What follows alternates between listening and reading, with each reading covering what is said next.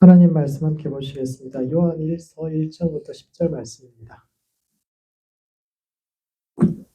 하나님 말씀은 신약 요한 1서 1장부터 10절 말씀입니다. 요한 1서 1장 1절부터 10절 말씀 한 절씩 교독하시겠습니다. 제가 먼저 읽겠습니다. 태초부터 있는 생명의 말씀에 관하여는 우리가 들은 바요, 눈으로 본 바요, 자세히 보고 우리의 손으로 만진 바라. 이 생명이 나타내신 바 된지라. 이 영원한 생명을 우리가 보았고 증언하여 너희에게 전하노니 이는 아버지와 함께 계시다가 우리에게 나타내신 바 된 이시니라. 우리가 보고 들은 바를 너희에게도 전하면 너희로 우리와 사귐이 있게 하려 함이니 우리의 사귐은 아버지와 그의 아들 예수 그리스도와 더불어 누리니라. 우리가 이것을 쓰면 우리의 기쁨이 충만하게 하려 함이라. 우리가 그에게서 듣고 너희에게 전하는 소식은 이것이니 곧 하나님은 빛이시라. 그에게는 어둠이 조금도 없으시다는 것이니라.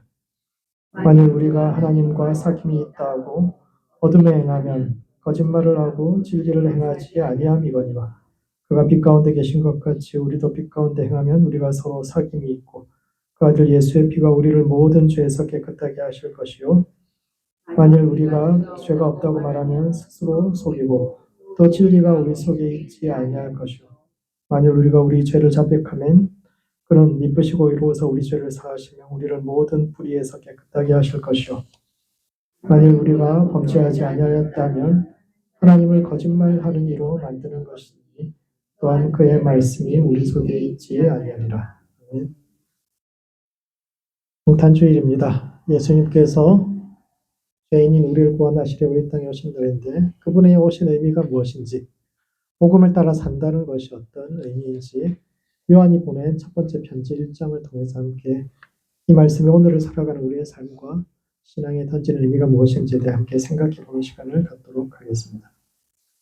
첫 번째, 어두운 시대에 참된 희망과 영성이 무엇인지를 보여주어야 합니다. 요한은 하나님은 완전한 빛이요 그분 안에는 조금의 어둠도 없으며 만일 우리가 스스로 죄 없다 하면 스스로 속이고 진리가 우리 안에 있지 않을 것이라고 말하는데 이는 첫 번째, 암울한 시대상을 반영하고 있습니다. 요한 1서는 요한이 제자들에게 쓴 편지, 세 편의 편지 중에 하나인데 고대는 이제 필기구가 굉장히 비쌌죠. 양피지 한 장, 굉장한 가격이죠. 그런데다가 편지를 써도 우체국에 있는 게 아니라 대부분의 편지를 사람들이 손으로 들고 가서 전해야 됩니다. 멀리까지 여행을, 그 여행 경비까지 들게 되죠. 따라서 편지는 그냥 안부만 묻기 위해서 편지를 쓸 수가 없어요. 편지는 정말 중요한 내용이 있을 때, 그런데 정말 내가 갈 수 없을 때 쓰는 겁니다. 그런 의미에서 목회서신이라는 것은 대개 공동체에 굉장히 심각한 문제가 발생했는데 사도가 갈 수 없으니까 그 문제에 대한 처리 지침을 이제 그 현지 지도자들에게 전하기 위해서 쓴 것이고 그런 점에서 요한 공동체가 부딪혀 있었던 그 시대의 문제는 스스로 죄 없다 주장하는 1장의 이제 첫 출발이 그런 거잖아요. 스스로 죄 없다는 이들에 대해서 이야기하는데 왜 그들은 스스로 죄가 없다고 이야기했을까요? 우리가 다 알다시피 기독교 기본 교리 사형리의 첫 번째가 뭐냐면 인간은 죄인이라는 거거든요. 우리는 죄인이고 하나님의 아들께서 우리 죄를 해결하기 위해서 우리는 다 근본적으로 죄인이다라는 것인데 요한 공동체에 속에 어떤 사람들은 우리 죄인이 아니다. 우리 죄가 없다라고 이야기하는 사람들이 생겨나는 겁니다. 왜 그 사람들은 많은 사람들이 그런 생각에 대해서 일리가 있다고 받아들이니까 이제 이 편지도 썼던 거 아니겠습니까? 왜 우리의 기본적인 교리와는 다르게 스스로 죄 없다는 사람들이 교회에 그렇게 많이 생겼을까 생각하면 왜냐하면 자기가 잘못된 것이 아니라 세상이 잘못되었다고 생각하기 때문입니다. 네 잘못이 아니야 라는 그런 메시지는 시대가 힘들고 더 이상 희망이 보이지 않을 때 주로 나오는 메시지인데 요한이 살아가던 1세기에도 이런 메시지가 굉장히 설득력을 가지고 있었습니다. 그런데 그 시대는 지금 우리 시대만큼이나 굉장히 암울한 시대였습니다. 당시 세상을 지배하던 나라가 로마인데 그들에겐 더 이상 정복할 땅이 남아있지 않았습니다. 예수님 태어나시기 직전에 BC 한 3, 40년 이때가 이제 로마의 최전성기입니다. 카이사르가 갈리아라는 지방, 지금의 이제 독일, 프랑스 비롯해가지고 유럽을 전부 다 정복하고 이제 더 이상 갈 데가 없어요. 없어요. 더 이상 정복할 땅이 남아있지 않은 겁니다. 제국의 부와 권세는 정점을 찍었지만 더 이상 정복할 땅이 남아있지 않기 때문에 더 이상 성장도 발전도 없는 시대가 됩니다. 로마는 나가는 전쟁마다 승리했고, 그래서 이제 뭐 다 이겼으니까, 진나라의 땅이든 뭐 재물이든 다 뺏었으니까, 나라가 굉장히 부강해졌지만, 그 열매는 시간이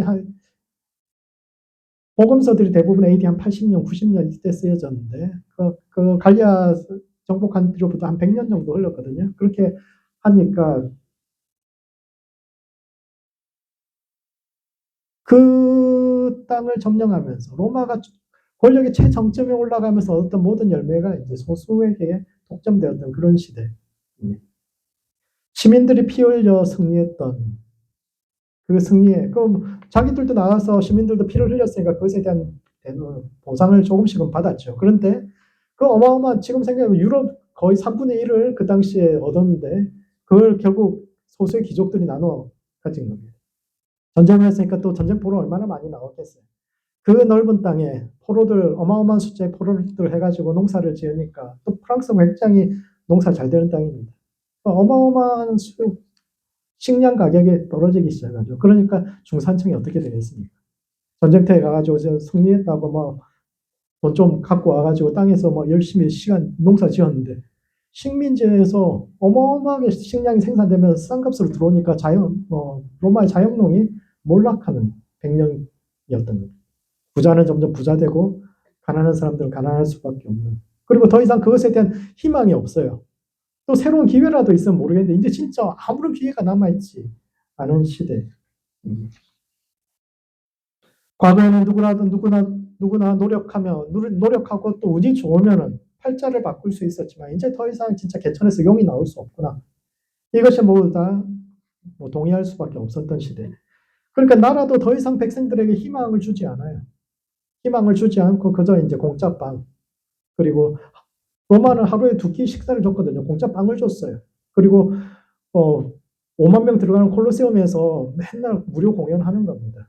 그러니까 부자들이 어느 정도 부자였냐 하면은 자기 생일 되면 한 일주일씩 그 콜로세움 빌려서 생일 파티 하는 겁니다. 로마 시민 5만 명 불러다가 일주일 동안 아침 저녁 2끼 식사 줘가면서 일주일 내내 하루 종일 검투 시합이며 뭐 생일은 몇백억씩 쓰는 게 보통이었던 그런 시대입니다. 상상도 안 되죠.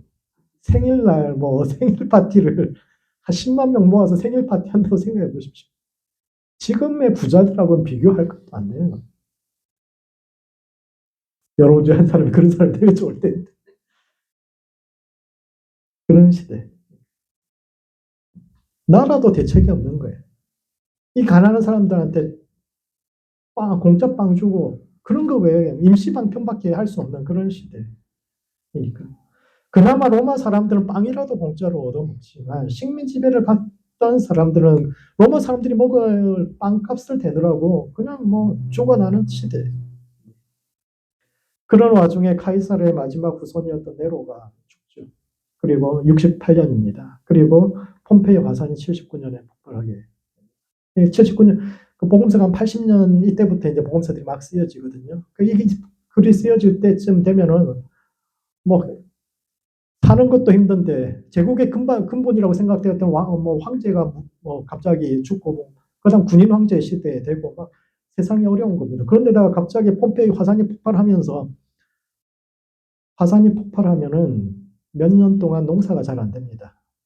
폭발해서 화산재가 한 2-3달 덮고 그러니까 농사가 잘 안, 그의 농사는 완전히 망치는 거고 그 다음에까지 어마어마한 그런 게 있죠. 우리도 발해가 망한 게 백두산 폭발해서 망했다고 그러거든요. 좀 그렇게 하는데.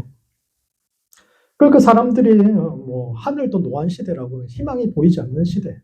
하늘도 노안 시대. 우리 이제 끝장난 시대. 이제 세상 이제 1세기 말이 돼 가니까 이제 세상 끝이 오나 보다. 이제 세상이 전부 다 끝날 날만 남았나 보다. 이렇게 생각하던 시대인데 그런 시대에 이제 사람들의 마음을 사로잡았던 종교가 네 잘못은 아니다라고 이야기하는 종교들. 인생이 힘든 이유는 이 잘못이 아니라 세상이 잘못되어 있는 것이다.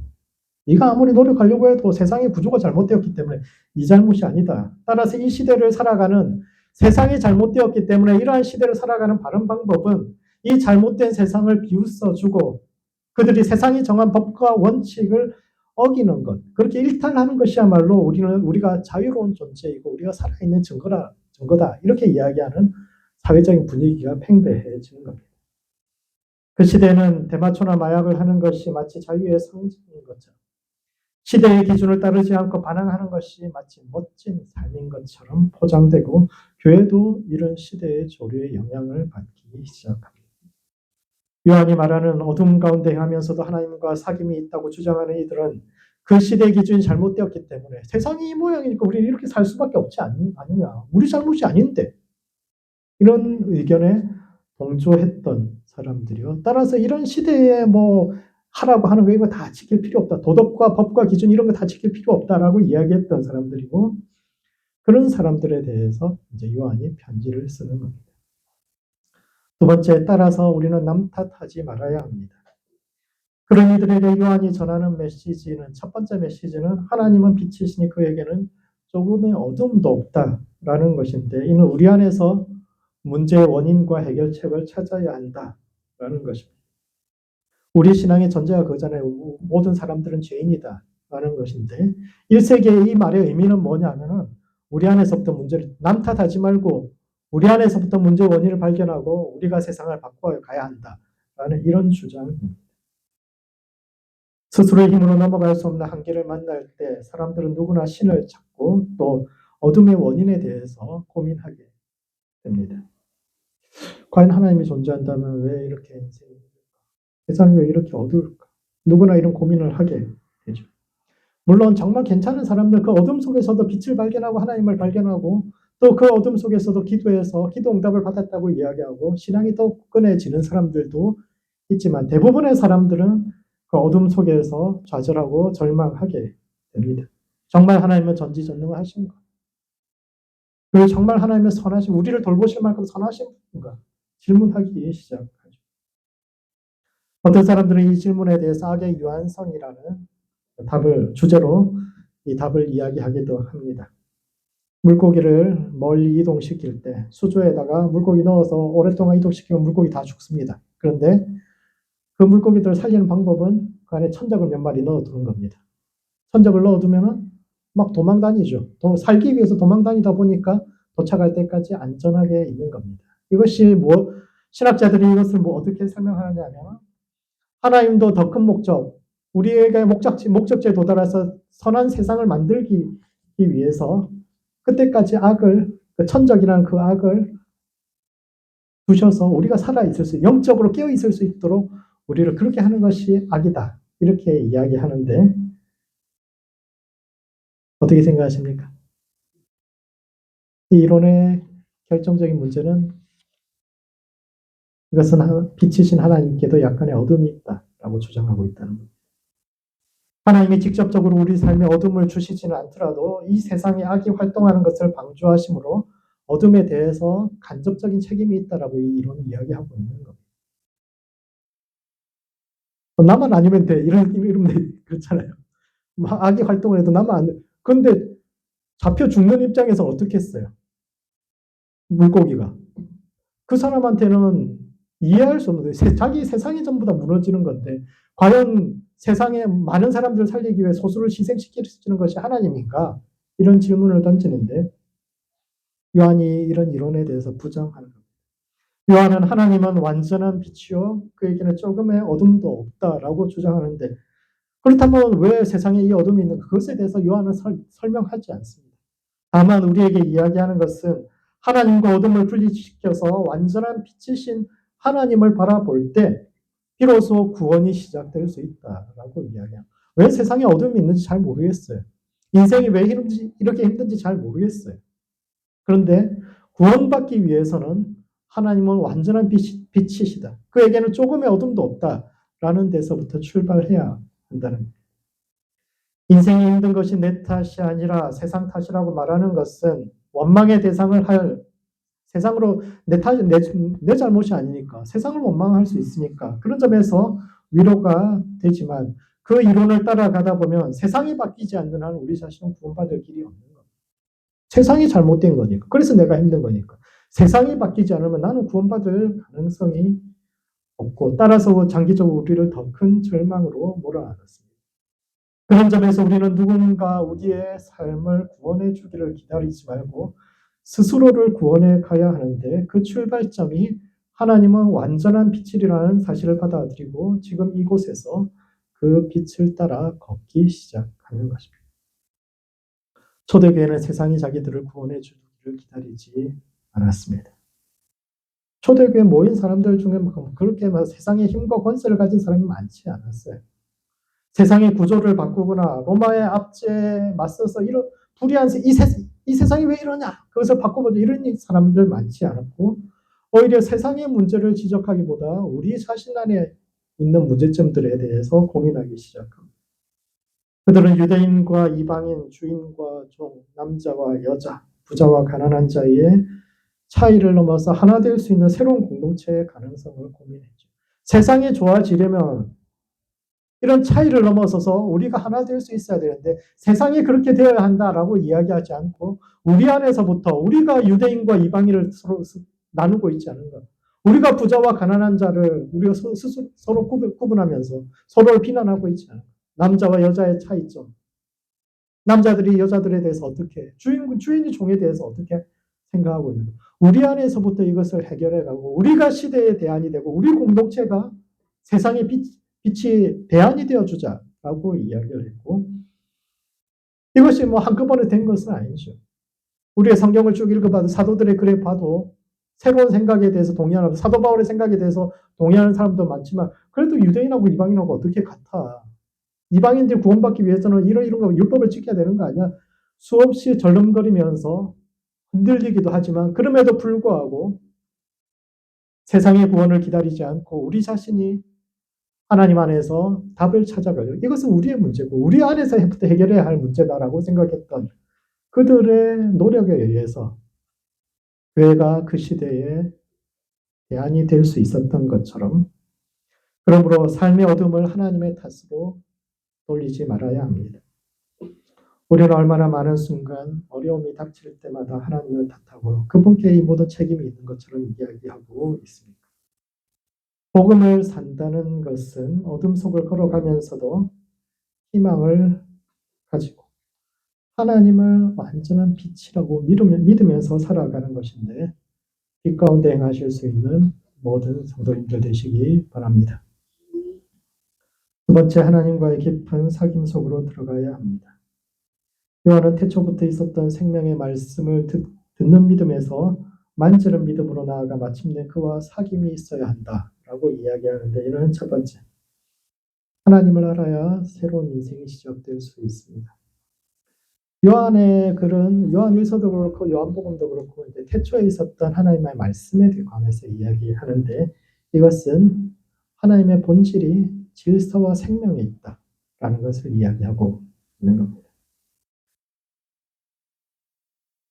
그리스 철학에서 신의 정의는 어떤 존재가 신이라고 생각하십니까? 신의 정의가 어떻게 됩니까? 하나님에 대한 정의가 어떻게 됩니까? 하나님 어떤 분입니까? 그리스 철학에서는 신에 대한 정의가 스스로 존재하는 자입니다. 세상의 모든 존재는 자기를 존재케 한 어떤 존재가 있죠. 우리 부모가 있잖아요. 부모가 나를 존재하게 했고 그 부모에게는 또 할아버지, 할머니, 부모에 또 부모가 있겠죠. 모든 존재는 자기를 존재케 하는 존재가 있는데 이를 끝없이 올라가다 보면은 최초에는 부모 없이 태어나서 스스로 존재하는 어떤 존재가 그러면서 다른 존재를 존재하게 하는 어떤 존재가 있어야 되는데 그것을 신이라고 정의하는 겁니다. 그래서 스스로 존재하는 자가 신이요. 그 사람, 그 존재가 가장 최초에 있었던 존재인데 요한복음과 요한일서에서 태초에 생명의 말씀이 있었다라는 것은 그 태초에 존재했던 신의 본질이 말씀, 로고스라는 즉 무질서나 혼돈이 아닌 질서의 존재다라는 것이요. 또한 그분은 생명의 하나님이다. 라는 이 두 가지, 신의 본질은 하나는 질서고 하나는 생명이다. 이 두 가지를 이야기하고 있는 겁니다. 그런 점에서 우리의 믿음이라는 것은 생명과 질서를 향한 믿음입니다. 하나님을 믿는다는 것은 생명과 질서를 향한 믿음이죠. 하나님은 우리를 살게 하시는 분이요, 우리의 삶을 혼돈과 어둠에서 빛과 질서로 인도하시는 분이며 마침내 우리의 인생을 구원하고 완성하실 것에 대한 믿음이 우리 신앙의 본질입니다. 우리가 믿는 신이, 우리가 믿는 하나님이 그런 존재예요. 그렇다면 이러한 하나님에 대한 믿음은 어떻게 생길 수 있을까 생각해 보면 요한은 믿음이 성장해가는 4가지 단계에 대해서 이야기하는데, 태초에 계신 생명의 말씀에 관하여 첫 번째 듣는 믿음에서, 두 번째 보는 믿음으로, 세 번째 주목해서 보는 믿음으로, 그리고 마지막으로 만지는, 손으로 만지는 믿음으로 나아가야 한다. 이렇게 이야기하고 있습니다. 먼저 믿음은 들음에서부터 나는데, 왜냐하면 사람은 개념이 없으면 인식할 수 없기 때문입니다. 만약 중력이라는 개념을 알지 못한다면 우리는 그것이 존재하고 있음에도 존재하고 있는 줄도 모르는 거예요. 개념이 없으면 우리가 인식하지 못합니다. 사람은 개념을 알아야 비로소 사물을 인식할 수 있는데 이것은 믿음도 마찬가지입니다. 우리가 처음 가진 믿음에 대한 개념은 누군가가 우리에게 전해주는 것이죠. 그리고 그 개념은 과학자들이 무에서 완전한 지식으로 한꺼번에 갑자기 완전한 지식을 얻게 되는 것이 아니라 조금씩 믿음이 개념이 자라가는 것처럼 우리 믿음도 누군가로부터 전해 들었던 그 하나님에 대한 들음에서부터 시작해서 우리의 삶으로 점점 우리가 직접 하나님을 보고 주목해서 보고 또 만져보면서 참 하나님을 향해서 조금씩 자라가야 하는데, 그런 점에서 우리가 들은 하나님에서부터 출발해 보아야 합니다. 우리는 하나님은 어떤 분이라고 들어왔습니까? 야곱이 아버지로부터 들었던 하나님은 무서운 하나님입니다. 야곱이 하나님에 대해서 설명하는 장면이 창세기 25장인가 26장에 나오는데, 외삼촌 라반을 피해서 이제 고향 돌아가려고 할 때 그 라반에게 하는 말이, 야곱에 의해서 나오는 하나님이 어떤 분인가 직접적인 고백이, 내 아버지 이삭에 경외하는 하나님이 지난밤에 나타나셔서 내게 가라 말씀하셨다, 이렇게 이야기하는데, 이때 경외하는 하나님, 아주 번역이 잘 돼 있는데 사실은 이 무서운 하나님입니다. 우리 아버지 이삭이 무서워하는 하나님이 내게 나타나셨다. 야곱이 아버지한테 들었던 하나님은 무서운 하나님인데, 야곱은 이삭은 그럴 수밖에 없죠. 이삭이 만난 하나님 너무너무 무서운 하나님입니다. 자기 아버지 아브라함이 평생 자식도 못 볼 줄 알고, 그래서 종들 중에 하나 삼아서, 양자 삼아서 자기 모든 걸 물려줄까, 아니면 여종을 통해서 대를 이을까, 그렇게 고민하고 있었는데, 그 100세 돼가지고 엄마는 90살에 도저히 자식 낳을 수 없다고 생각했는데 갑자기 하나님께서 기적적으로 자기를 태어나게 하셨다. 너는 하나님께서 내게 주신 약속의 자손이라고. 너를 통해서 하나님께서 얼마나 큰 일을 하실 줄 아냐고. 입만 열면 너는 약속의 자손이라고 쭉 이야기했고, 얼마나 100세에 태어났으니까 얼마나 애지중지했겠어요. 금이야 오기야 이렇게 키웠을 텐데, 어느 날 갑자기 아버지가 야, 하나님이 너 잡으랜다 그러면서 꽁꽁 묶어가지고 번제단 위에 올려놓고 불을 칼로 찌르고 불을 찌르려고, 얼마나 놀랐겠습니까? 하나님 너무너무 좋은 기적의 하나님, 애지중지하시던 하나님인 줄 아는데 어느 날 갑자기 딱 바꿔 너 죽어야 된대. 이 이야기를 들으면 얼마나 무섭죠. 하나님 너무 무섭죠. 일관되지 않은 하나님, 변덕스러운 하나님, 너무너무 좋은 분에서 자기를 죽이려고 하나님, 이해되지 않는 하나님, 너무너무 무서운 하나님. 하나님이 리브가의 뱃속에 있는 쌍둥이를 주시고 이제 예언도 주셨죠. 큰 자가 어린 자를 섬기게 되리라, 이런 말씀 주셨는데, 이게 들어보면은 하나님께서 야곱을 쓰시겠다 이런 이야기인데, 그 이삭은 별 신경 쓰지 않아요. 큰아들 에서만 편애하는데, 이것도 가만히 생각해 보면은 하나님하고의 적당한 거리두기를 하려는 거죠. 하나님 그렇게 말씀하셔도 저 무서운 하나님 말씀 너무 가까이도 가지 말고 너무 멀지도 않은 무서운 하나님. 그렇기 때문에 그러지 않았을까 생각합니다. 그는 평생을 하나님을 두려워하며 하나님 무서운 하나님이라고 아들에게 말해왔는데, 야곱이 그래 하나님은 무서운 분이다 이렇게 생각해왔는데, 성경에서 야곱은 자신이 들었던 그 하나님과 그 삶을 통해서 자신이 경험했던 그 하나님의 차이에 대해서 읽어보면, 그래서 야곱 이야기, 지금 우리가 함께 공부하고 있는 야곱 이야기 굉장히 재미있는 이야기예요. 자기가 들었던 그 하나님, 무서운 하나님에서 그가 삶을 통해서 알아갔던 그 하나님, 굉장한 아이러니의 하나님이죠. 야곱 이야기 읽어보시면. 그런데 지금 우리에게 하나님은 어떤 분입니까? 우리가 들었던 하나님은 어떤 분이고, 그리고 지금 우리가 전하고 있는 하나님은 어떤 분입니까? 우리가 우리의 자녀에게 또는 주변 사람들에게 말로 전하지 않아도 정말 그들의 삶에 비치는, 뭐 이삭이 대놓고 이야기했겠어요? 이삭이 대놓고 하나님 무서운 분이다, 변덕스러운 분, 이런 이야기 안 했잖아요. 그런데 야곱이 쭉 보면서 아버지 하나님은 참 무서운 하나님이구나, 이렇게 생각이 든 것처럼 오늘 우리의 삶을 통해서 전달되고 있는 하나님은 어떤 분인지, 그리고 그 하나님을 어떻게 더 깊이 사랑하고 어떻게 더 깊은 진짜 하나님을 찾아갈 수 있을지 고민해야 합니다. 두 번째, 그래서 우리는 하나님과의 깊은 사귐 속으로 들어가야 합니다. 요한이 편지를 쓴 이유는 너희로 우리와 사귐이 있게 하기 위함인데, 여기서 사귀다라는 헬라어 단어가 코이노니아, 코이노니아라는 단어는 공동으로 소유한다, 이런 뜻입니다. 일반적으로 코이노니아를 교제라고 번역하니까 모여서 함께 놀고 즐거운 시간 보내는 것을 생각하지만, 사실 이 단어는 물건을 서로 통용하고 재산과 소유를 팔아 각 사람의 필요를 따라 나눠줄 만큼 삶의 모든 것을 공유하는 것, 이것을 코이노니아, 교제한다라고 이야기해요. 우리 표현으로 하자면 뭐 옆집 숟가락 개수도 알고 십시일반, 누가 한 사람 굶는 사람이 있으면 자기 밥 한 그릇, 한 숟가락씩 다 10명이 9명이 모아가지고 한 그릇 만들어주는 거, 이게 진짜 코이노니아. 십시일반하고 코이노니아가 거의 같은 말. 그런 점에서 기독교의 사귐, 교회의 사귐은 삶을 공유하는 사귐입니다. 사람은 누구나 타인에게 좋은 모습을 보이고 어두우면 감추려고 하죠. 왜냐하면 다른 사람이 나의 어둠에 대해서 알게 되면 나를 떠날지도 몰라라는 두려움이 우리 안에 있기 때문입니다. 그래서 되도록이면 타인에게 나의 좋은 면만, 빛만 보여주고 서로의 어두운 부분은 보여주지 않으려고 하는데, 진짜 사귐을 하기 위해서는 그 어두움도 받아들일 수 있어요.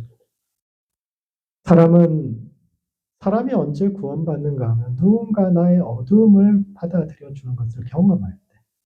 사람은 스스로를 구원할 수 있는 게 아니에요. 예수님께서 우리를 위해서 돌아가신, 누군가가 나를 위해서 희생해 준 그것을 통해서 우리가 구원받는 것이고, 이와 같은 예수님의 십자가를 지는 그 사랑을 또 다른 타인을 통해서 경험할 때, 누군가가 나의 어두움을 감싸 안아줄 때 비로소 구원받을 수 있는데, 이것이 우리의 믿음이 세상의 주류가 될 수 있었던 이유입니다. 1세기의 관점에서 기독교는 매우 이상한 종교. 그들은 자신들이 따르는 예수가 세상을 구원할 구세주라고 고백했는데, 식민지에서 태어나서 변변한 업적을 남길 것도 아니고 사람들의 모함에 빠져서, 말도 안 되는 모함에 빠져가지고 억울하게 죽은 사람이 어떻게 세상을 구원할 수 있겠습니까? 세상의 음모로부터 자기 자신도 구원하지 못한 사람이 어떻게 타인을 구원하고 세상을 구원할 수 있겠습니까? 세상을 구하려면 적어도 나가는 전쟁마다 모두 다 승리하는 놀라운 장군이거나, 또는 태어날 때부터 세상 모든 권세를 쥐고 있어야 하는 황제 정도는 되어야 세상을 구원할 수 있지 않겠습니까? 그래서 1세기에서 세상의 주류 종교는 황제 종교였어요. 황제가 우리를 구원해 줄 것이다. 저 많은 힘과 권세를 가진 저 사람이 세상의 평화를 가져오고 우리를 구원해 줄 것이다. 그 황제 종교가 그 시대의 주류 종교였고, 기독교는 세상에서 밀려난 사람들이나 받아들이는 패배자들의 종교였는데, 시간이 지나면서 황제 종교 흔적도 남아있지 않잖아요. 황제 종교 들어보셨습니까? 지금 하나도 남아있지 않아요. 그런데 기독교는 지금 전 세계에 걸쳐서 주류 종교가 되었는데, 왜냐하면 사귐의 힘 때문입니다. 우리가 아직 죄인 되었을 때 우리를 위해서 십자가에 달려 돌아가신 예수님께서 우리 죄를 대속하시면서 괜찮다고 다시 시작할 수 있다. 그렇게 지금도 말씀해 주시는 주님과의 사귐을 갖는 무수한 사람들이 오늘 이 순간에도 태어나고 있기 때문에 그렇게 주님을 만나서 삶이 변하는 사람들이 타인의 어둠을 볼 때 세상에서처럼 비난하고 손가락질하는 것이 아니라 자신도 어떻게 은혜 받았는지를 기억하면서 다른 사람들이 다시 시작할 수 있는 토대가 되어주고 있기 때문에 그런 사귐 때문에 빛만이 아니라 어둠까지도 함께 감싸 안아주는 그런 사람들이 존재하기 때문에 교회는 세상에 빛이 되었고 지금도 되고 있는데 오늘 우리의 사귐은 어떤 사귐입니까? 우리는 하나님과 또 이웃과 어떤 사귐 가운데 있습니까? 세상 사람들처럼 서로의 빛만을 보고 좋은 모습만을 보고 또 이익을 공유하는 그런 사귐에 그치고 있습니까? 아니면 서로의 어둠까지도 감싸 안아주면서 그럼에도 불구하고 우리가 예수님을 믿는 믿음 안에서 함께 새로워지는 예수님의 원칙을 공유하는 영의 사귐을 하고 있습니까? 그러므로 영의 사귐을 해야 합니다. 사랑은 두려움을 몰아내는데 우리 영혼 깊은 곳에 있는 두려움을 몰아내고 서로의 빛만이 아니라 어둠까지도 감싸 안아주며 그리하여 이 세상을 보다 견딜 만한 곳으로 만들어가는 모든 성도들 되시기 바랍니다. 말씀을 정리하겠습니다. 요한일서 1장은 하나님의 본질과 그분과의 사귐이 어떤 것인지를 이야기하고 있는데 첫 번째 어두운 시대에 참된 영성이 어떤 것인지를 보여주어야 합니다.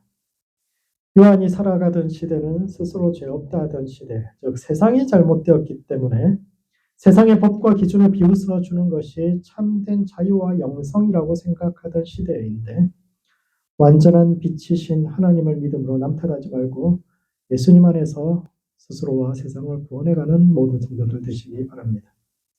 두 번째, 영의 사귐을 해야 합니다. 태초부터 계셨던 하나님은 질서와 생명의 하나님이요 우리와 영의 사귐을 원하시는 분인데 듣는 믿음에서 만지는 믿음으로 그리고 빛만이 아니라 어둠까지도 공유하고 함께 이겨나가는 영적 사귐이 있는 교회와 성도들 되시기 바랍니다. 기도하시겠습니다. 기도하실 때는 먼저 참된 영성이 어떤 것인지를 보여주는 성도 될 수 있도록 자신을 위해서 기도합시다. 삶의 어둠 속에서 남탓하지 않고 자신 안에서 문제의 원인과 답을 발견하며 예수님 안에서 스스로를 구원해가는 성도 될 수 있도록 자신을 위해서 기도하시고 두 번째로 영의 사귐을 하는 성도와 교회 될 수 있도록 서로를 위해서 기도합시다. 삶을 공유하는 공동체, 서로의 빛과 어둠 모두를 함께 받아들여주는 공동체와 성도 될 수 있도록 서로를 위해서 함께 기도하시겠습니다.